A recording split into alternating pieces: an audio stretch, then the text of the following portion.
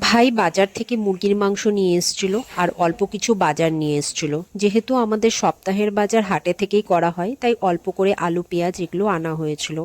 এদিকে রাখি আমাকে হেল্প করে দিচ্ছিল রান্নার জন্য, যেরকম পেঁয়াজ কাটা, মাংস ধোয়া ও করে দিল। আর এইদিকে আমি রান্নাটা বসিয়ে দিলাম।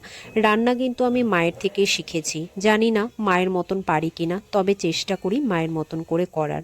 যতই হোক তাও মায়ের মতো কিন্তু হয় না। ওই যে বলে না, মায়ের শিক্ষাটাই কিন্তু মেন শিক্ষা। জীবনে যতদিন বাঁচবো মায়ের শিক্ষাতেই কিন্তু আমরা চলবো।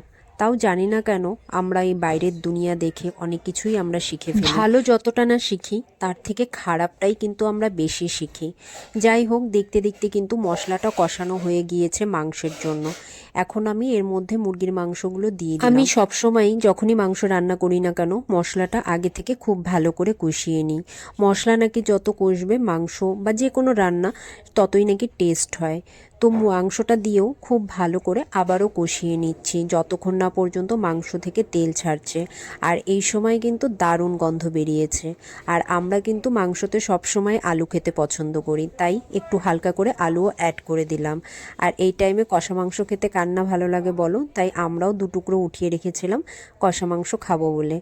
আর এইদিকে দেখো অল্প করে জল দিয়ে দিলাম যতটা প্রয়োজন আর কি, আর অল্প গরম মশলা গুঁড়ো দিয়ে দিলাম। আর এইদিকে রাখি বেগুন পোড়া বানাচ্ছে, পুড়িয়ে মাখা। এটা কিন্তু ও বেশ ভালোই পারে, তাই সবসময় ওই বানায়।